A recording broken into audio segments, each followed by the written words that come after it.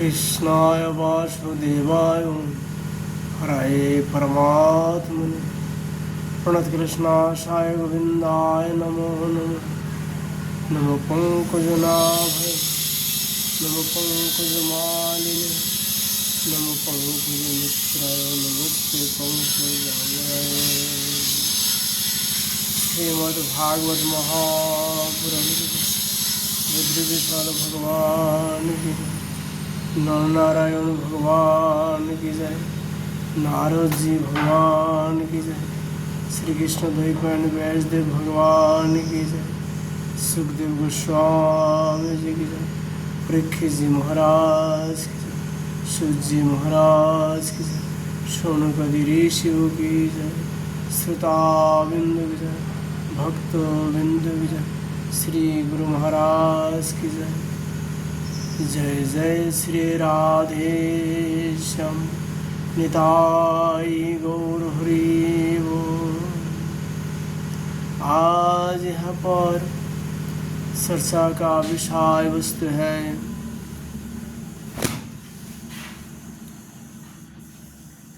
श्रीमद् भागवत जी का दशम स्कंदो जुगल गीत 33 अध्याय। गोपो कृष्णे वनं जाते तमनुद्रुतचेतसो कृष्णलीला प्रगयन्तो नित्तर दुःखेनो वाचरान्। श्री सुखदेव गोस्वामी जी कहते हैं, राजा परीक्षित से परीक्षित, भगवान श्री कृष्ण के गौ के चराने के लिए प्रतिदिन वन में चले जाने पर उनके साथ गोपियों का चित्त भी चला जाता था। उनका मन श्री कृष्ण का चिंतन करता रहता था और वे वाणी से उनकी लीलाओं का गान करती रहती। इस प्रकार वे बड़ी कठिनाई से अपना दिन बिताते।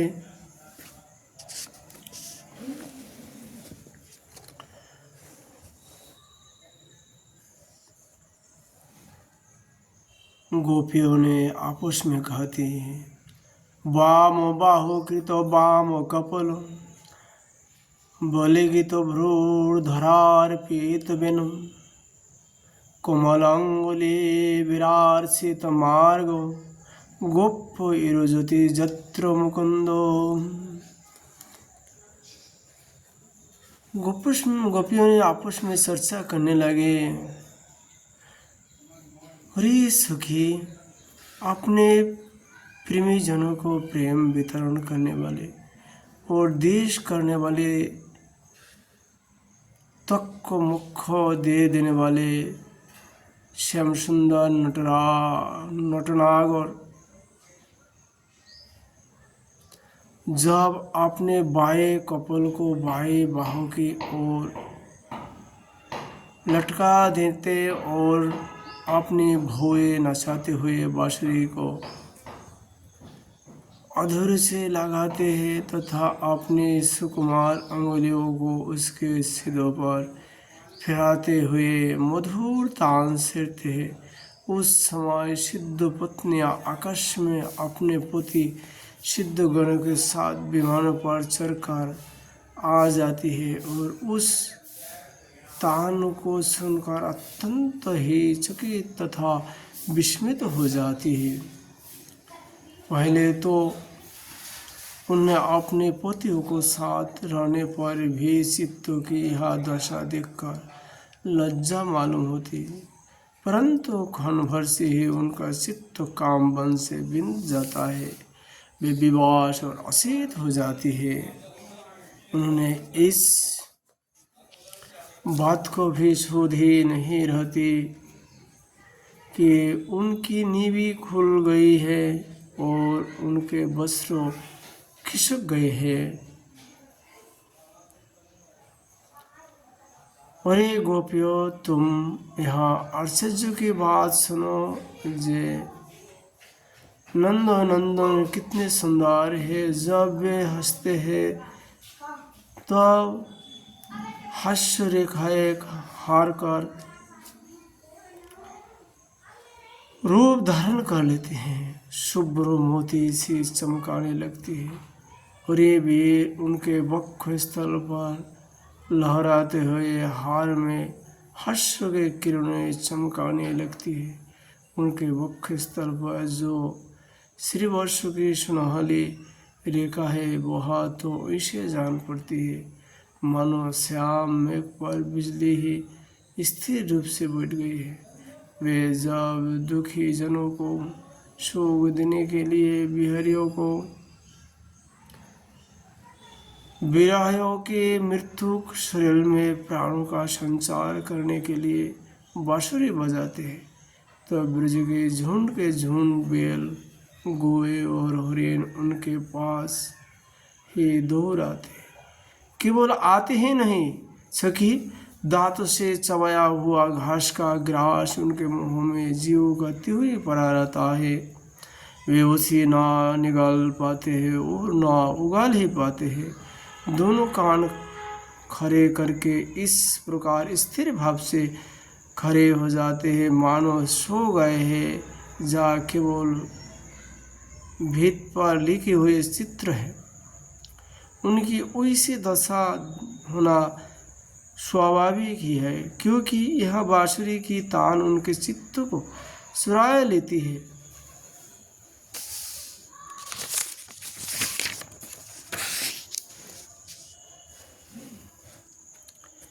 हे सखियों, जब वे नंद के लड़ले लाल अपने सिर पर मोर पंखा मुकुट बांध लेते हैं, घुंघराले अलग में फूल के गुच्छे खोस लेते हैं, रंगीन धातु से अपना अंगो रंग लेते हैं और नए नए पल्लव से वैसा वेश सजा लेते हैं जैसे कोई बहुत बड़ा पहलवान हो। और फिर बलराम जी तथा ग्वाल वालों के साथ बांसुरी में गौ का नाम ले लेकर उन्हें पुकारते।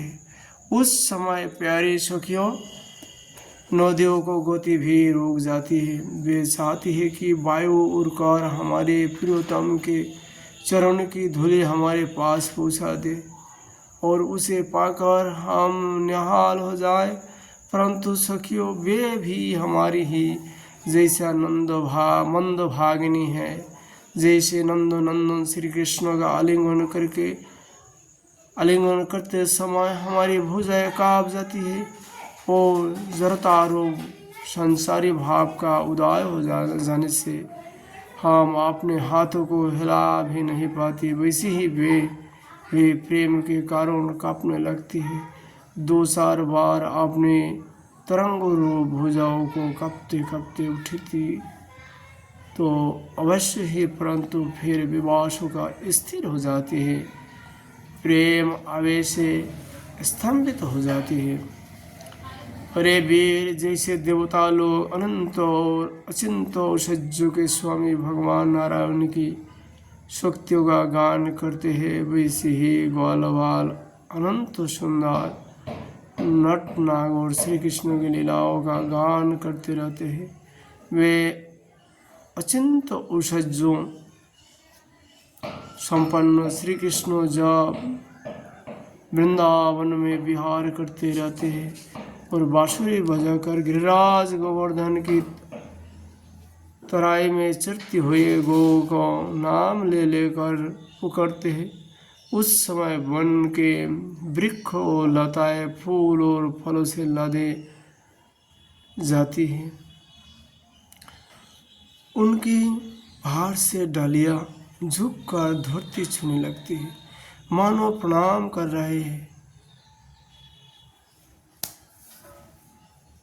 वे वृक्ष और लताएं अपने भीतर भगवान श्री विष्णु की अभिव्यक्त सूचित करते हुए सी प्रेम से फूल उड़ती है। उनका रोम रोम खिल जाता है और सब की सब मधु धाराएं उड़ने लगती है।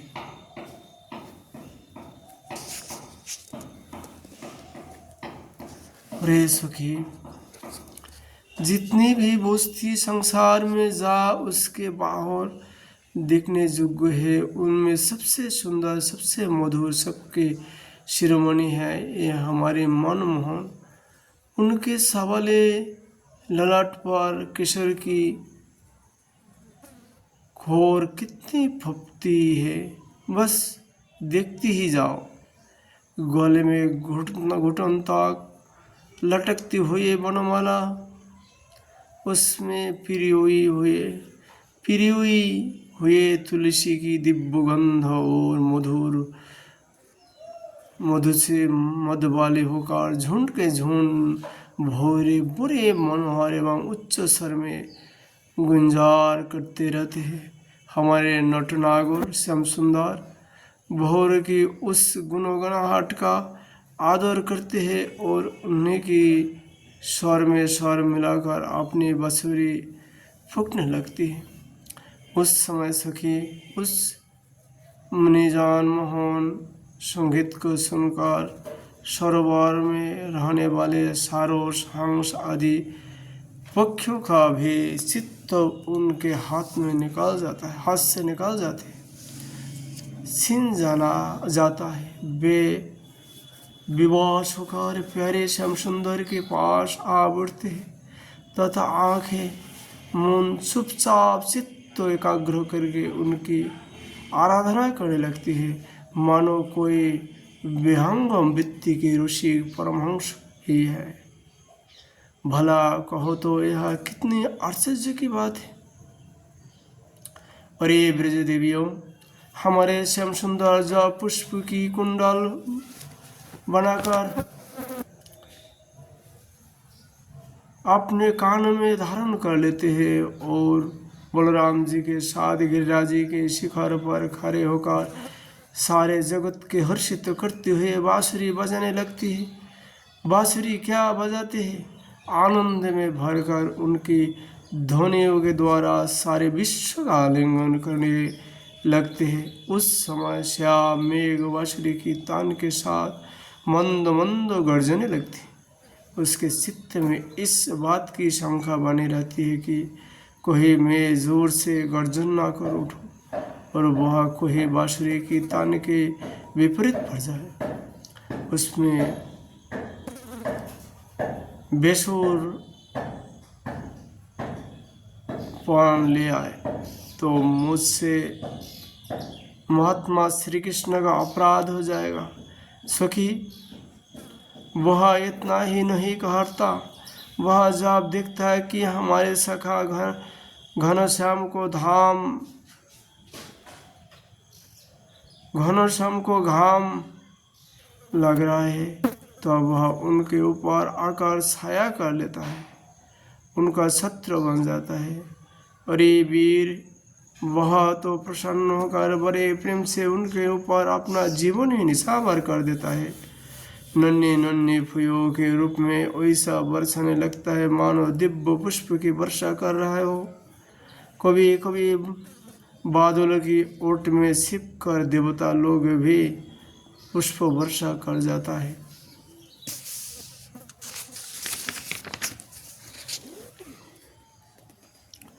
सती शिरोमणि जशोदा जी, तुम्हारी सुंदर कुवार ग्वाल बाल के साथ खेल खेल में बड़े निपुण हैं। रानी जी, तुम्हारे लाले लाल सबके प्यारे तो है ही, चतुर भी बहुत है। देखो, उन्होंने बांसुरी बजाना किसी से सीखा नहीं है, आपने ही अनेकों प्रकार की राग रागिनियाँ उन्होंने निकाल ली। जब वे अपने बिंबों पर सदृश लाल लाल अधर पर बांसुरी रखकर ऋषभ, निषाद आदि स्वरों की अनेक जातियाँ बजाने लगती है, उस समय वंशी की परम मोहिनी और नई तान सुनकर ब्रह्मा, शंकर, इंद्र आदि बड़े बड़े देवता भी जो सर्वज्ञ है उसे नहीं पहचान पाते। वे इतनी मोहित हो जाते हैं कि उनका चित्त तो उनके रोकने पर भी उनके हाथ से निकल जाता है। वंशी ध्वनि में तल्लीन हो जाती है, सिर भी झुक जाते हैं और वे अपने शुद्धभूत होकर उसी में तन्मय हो जाता है। औरी वीर उनके चरण कमल में ध्वजा वज्र कमल अंकुश आदि के विचित्र और सुंदर सुंदर चिन्ह है। जब ब्रज में गौ के खूर से खूद जाती है तब वे अपने सुकुमार चरण से उनके पीड़ा मिटाते हुए गजरस के समान मंद गति से आते हैं और बांसुरी भी बजाते रहते हैं। उनके बुहा वंशी ध्वनि, उनके बुहा चाल और उनके बुहा विलास भरी सिद्धवान हमारे हृदय में प्रेम के मिलने की आकांक्षा आवेग पर बढ़ा देते हैं। हम उस समय इतने मुग्ध इतने मोहित हो जाते हैं कि हेल डोल तक नहीं सकते, मानो हम ज्वार वृक्ष हो। हमें तो इस बात का भी पता नहीं चलता कि हमारा जुरा खुल गया है या बाधा है, हमारे शरीर पर का वस्त्र उतार गया है या है। रे वीर, उनके गले में मोनियों की माला बहुत ही भली मालूम होती है। तुलसी की मधुर गंध उनमें बहुत प्यारी है, इससे तुलसी की माला को तो वे कभी सुरते ही नहीं, सदा धारण किए रहते हैं। जब वे श्याम सुंदर उस मुनियों की मालाओं से गौ की गिनती करते करते किसी प्रेमी सखाओं के गले में बाहर डाल देते हैं और भाव बता बता कर बांसुरी बजाते हुए गाने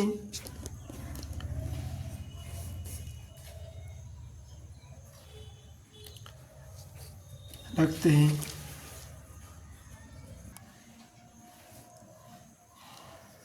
उस समय बजते हुए उस बांसुरी की मधुर स्वर से मोहित होकर कृष्ण सार मृग की पुतनी हरनिया भी अपना चित्त उनके चरणों पर निछावर कर देते हैं। और जैसे हम गोपियाँ अपने घर गृहस्थी की आशा अभिलाषा छोड़कर गुण सागर नागोर नंद नंदन को घेरे रहती है, वैसे ही वे भी उनको पास दौड़ आती है और वही एक टाक देखती हुई खड़ी रह जाती है, लौटने का नाम भी नहीं लेती। नंद रानी जसोदा जी, वास्तव में तुम बड़ी पुण्यवती हो, तभी तो तुम्हें वैसा पुत्र मिले हैं। तुम्हारे बे लाल बड़ी प्रेमी है, उनका चित्त बड़ा कोमल है। वे प्रेमी सखाओं को तरह से हास परिहास के द्वारा सुख पहुँचाते हैं। कुंदोकली का हार पहनकर जब वे अपने को विचित्र विष में सजा लेते हैं और ग्वाल बाल तथा गौ को साथ जमुना जी के तट पर खेलने लगते हैं, उस समय मलायो चंदन के समान शीतल और सुगंधित स्पर्श से मंद मंद अनुकूल बहाकार वायु तुम्हारी लाल की सेवा करती है और गंधर्व आदि उपदेवता बंदी जन के समान गा बजाकर उन्हें संतुष्ट करते हैं तथा अनेक प्रकार की भेंट देते हुए सब ओर से घेर कर उनकी सेवा करती है। और ये सखी श्याम सुंदर ब्रज की गौ से बड़ा प्रेम करते हैं, इसलिए तो उन्होंने गोवर्धन धारण किया था। अब वे सब गौ को लुटाकर आते ही होंगे। देखो सायंकाल हो चला है, तो अब इतनी देर क्यों होती है सखी? रास्ते में बड़े बड़े ब्रह्मा आदि वायुवृद्ध और शंकर आदि ज्ञान विद्ध उनकी चरणों की वंदना जो करने लगती है। अब गौ के पीछे पीछे बांसुरी बजाते हुए वे आते ही होंगे। ग्वाल वाल उनकी कृति का गान कर रहे होंगे। देखो ना, यह क्या आ रहा है। गौ के खुरों से उड़कर बहुत सी धूल वनमाला पर पड़ गई है। वे दिन भर जंगल में घूमते घूमते थक गए हैं, फिर भी अपनी इस शोभा से हमारी आँखों की कितने सुख, कितना आनंद दे रहा है। देखो, ये जशोदा की कोख से प्रकट हुए सबको आह्लादित करने वाले चंद्रमा हम ब्रह्मजन प्रेमीजनों की भलाई के लिए, हमारे आशा अभिलाषाओं के पूर्ण करने के लिए ही हमारे पास चले आ रहे हैं।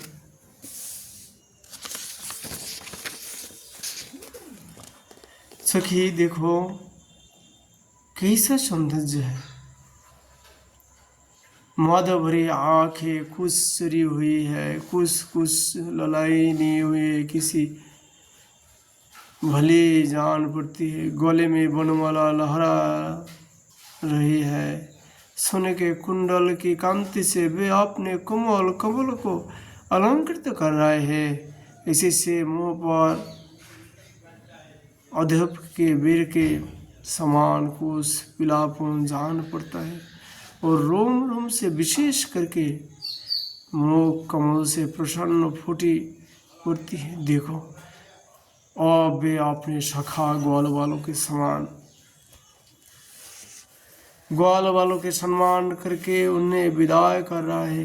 देखो सखी, ब्रजो विभूषण श्री कृष्ण गजराज के समान मद भरी साल से इस संध्या बेला में हमारी ओर आ रहा है।